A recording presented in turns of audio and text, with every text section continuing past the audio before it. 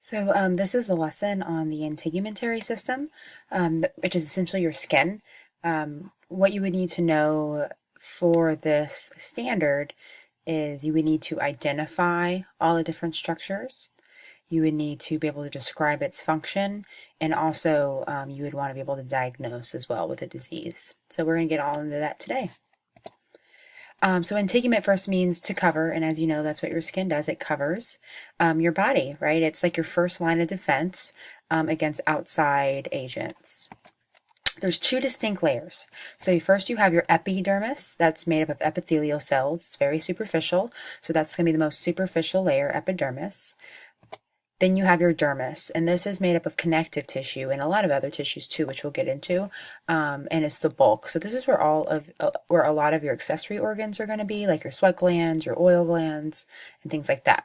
And then below, so integument system is made up of two layers, epidermis and dermis. The third, so the subcutaneous layer, is not technically a part of the integument system, but it's definitely a functioning part of it. That's called the hypodermis. Let me get this out of the way there. Your hypodermis is made up of fat or adipose. It's there for insulation and also anchors the skin. As any of us ever known, if you ever cut yourself and you saw the fat layer, that means you cut through the epidermis and dermis to get to that deepest layer. So this is a diagram you're going to know very well. Tomorrow you'll be labeling it, and it should be in your sheet as well. But this here is your A. This is all epithelial tissue. As you notice, there's not any blood that goes to this because you're shedding it all the time. So this is your epidermis. This is, as you said, bulk. It's made of connective tissue. It's holding it together. This is the dermal layer. And this is your subcutaneous layer, which is made up of adipose. So it still has functioning parts that for the skin, it's just not technically a part of considered the integument system. So we're going to talk first about the epidermis because it's most superficial. It's keratinized stratified squamous cells. We'll talk about what keratin is in a moment. If you take a look at this picture, you'll see the most superficial layer to deep. You do need to know these layers. Millions of dead cells rub off every day, and you get a new epidermis every 25 or 25 to 45 days. One thing that people have said before, or I've heard people say, is like washing your sheets, for instance. If you don't wash your sheets, you have all of these dead epidermis cells inside. So something that you want to do monthly, at least. Okay, so these are the layers. So we're just in the epidermis. Your epidermis is made up of stratified squamous cells.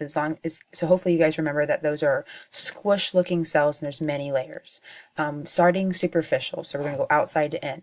So the most superficial layer is called the stratum corneum. There are 20 to 30 dead layers. So those are the oldest. So those are the ones that you're shedding first. The next layer is the stratum lucidum. Only in thick layers of the skin. So you're only going to find this layer in the heel and the palm of your hand, so very thick places. So you wouldn't find this like in the calf, like the skin that's in your calf area, or on your face. You only find these like on the heel of your foot or palm of your hand. The stratum granulosum, I don't have anything written next to it, but they look like granules when you're in the microscope. They have little dots in them. Stratum spinosum is a very important one to note. Stratum spumosum has the most layers, but more importantly, that's where your keratinocytes are. That's what makes your skin really tough. That's why, like, when you touch something, your skin doesn't just rip off, essentially. Okay, it makes it tough. Stratum basal, sorry, my face is in the way. Stratum basal, this is where your mitosis is occurring. So these are like, I call them the baby cells. So these are the newest, and it goes like to the oldest up here. So these are making new cells constantly, and as they get older, they move up the layers. So as cells age, they become part of the superficial layers. These are where your melanocytes are. In a moment, I'll go through it, but melanocytes is what makes us have our skin color. The more melanocytes you have, the darker your skin, therefore you have more protection from the sun. Okay, so here's a picture. You can kind of see what it looks like here. So you have your stratum corneum. These are dead, very old. The lucidum is only in thick layers of the skin. Granulosum, you can see what they look granuled. And the thick layer here of the spinosum, this is where you're going to see your keratinocytes. Stratum basal, this is actually in metaphase. These are going through mitosis. And you also have your melanocytes here. So this is where your skin color is determined. So youngest to oldest. These are all stratified squamous cells, and they shed. That's why there's no blood in this area. Just another picture so you can see the melanocytes here, and you can also see your keratin. Okay, so going into the accessory organs. So your accessory organs are, because remember that your integument system is an organ system. So these are all made of organs, and these are organs of your skin. So the first one's keratin. I was talking to you guys about this before. Go back to my corner here. Keratinocytes produce your keratin. They're the protein that gives you protective properties. Horns are made of those, for instance. So keratin is what makes it very tough. You also have the melanin, only skin pigment out of the three made in the skin. Melanocytes synthesize the melanin found in the stratum basal. Melanocytes of black or brown skin people produce more and darker melanosomes. So when I think of a melanin, it's kind of like the umbrella for the skin. It's like it's your body's natural sunscreen. So people who have ancestors in places that are near the equator usually have darker skin because through evolution they produce more melanocytes to help protect their skin. That's why they're darker. So the darker skin, the more protection that you have. The same note, it's also protecting them from vitamin D, right? Because vitamin D is is synthesized in the skin by the melanocytes. So if you're darker skin, sometimes will be deficient in vitamin D, and it's important to take that if you want to get tested, just in case. So this kind of shows you just the lighter skin areas versus darker.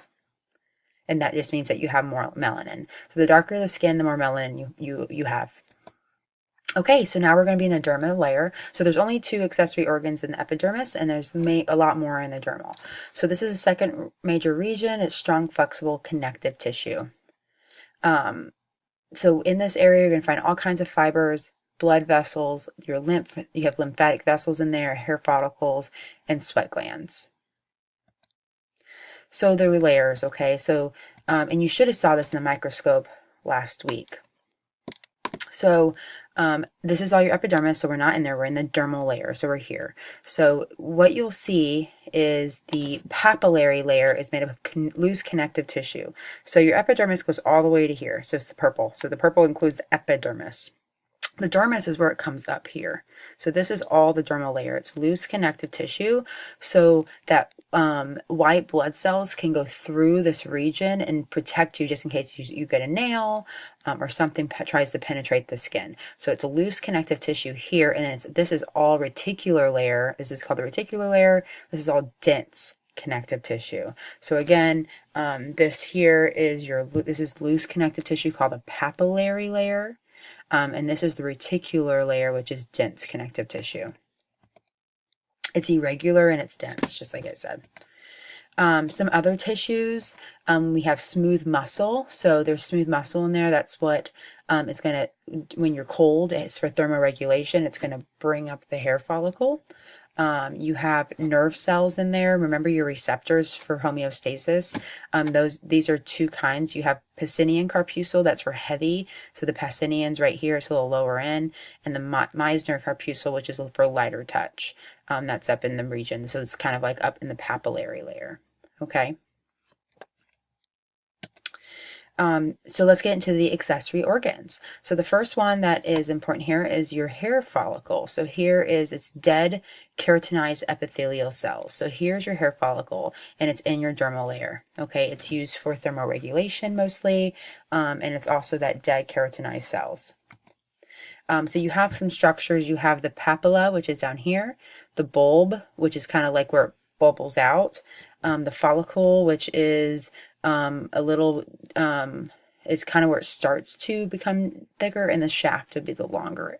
It actually comes out of the skin. So the follicle is still inside of the skin area, and the shaft is outside. That's what we see.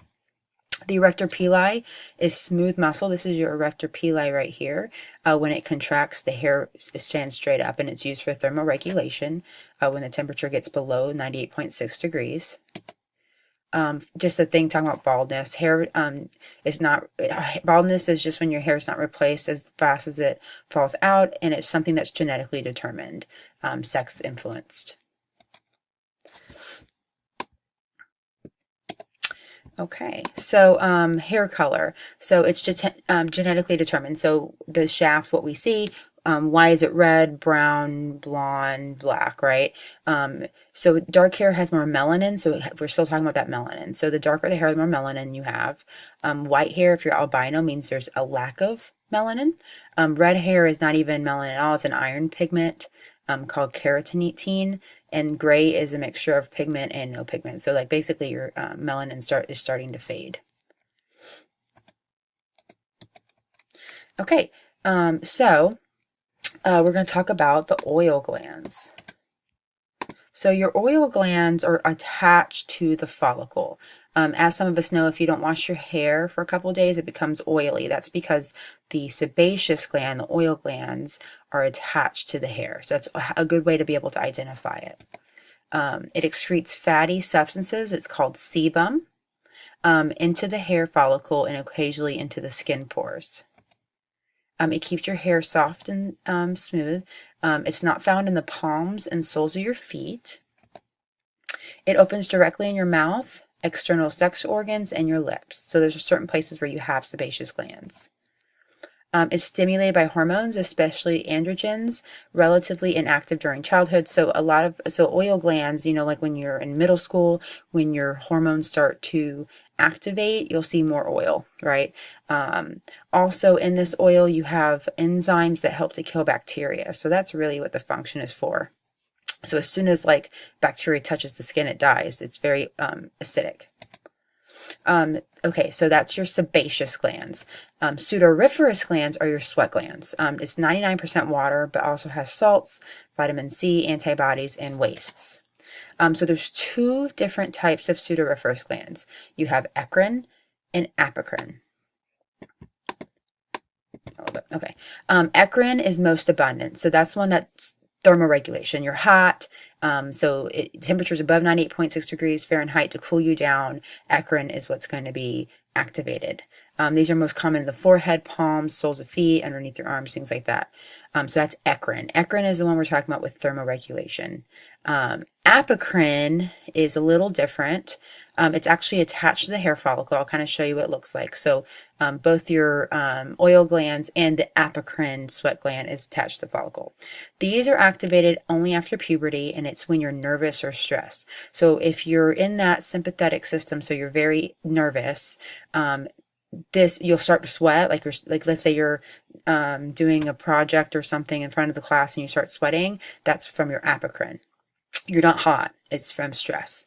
These are going to be underneath your arm, groin, and around your nipples. And it also gives off your personal scent. It's been said before that people are actually attracted to people's scents, specifically, and that would come from the apocrine gland. Like there's something that makes us all unique.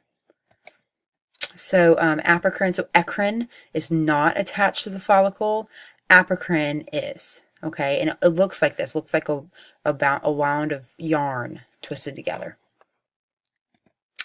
Some other sweat glands that we have ceruminous glands. Those are your earwax. It has the same thing, has like enzymes in there so that bacteria will die before it enters. And you also have mammary glands. Mammary glands are actually sweat. So when as a baby, when you drink milk from your mother's mammary glands, you're actually drinking a type of sweat gland, which is kind of interesting. And that's part of your reproductive glands. Your nails, you don't have to know much about the nails. You see and know that it's a part of the epidermis. You have your plate, the bed, and the lunula, which is like this little moon. Okay, so the hypodermis is that subcutaneous layer that's made up of fat or adipose. It's not part of the skin, but it shares in the process. It's mostly consistently of adipose, and it anchors the skin to the muscle. So the muscle's right underneath this. Okay, so here's a little diagram. I think I gave you one on your sheet. So just knowing about the functions. So you have a chemical barrier, so that's that acidic secretions that kills bacteria before it goes in. The keratin cells makes it tough, and some biological barriers. So it's thermoregulation, nerves, it synthesizes vitamin D, and that's where a lot of your blood is also. This next part here we'll go into in class. I'm not going to cover it at this moment. So that's it for now.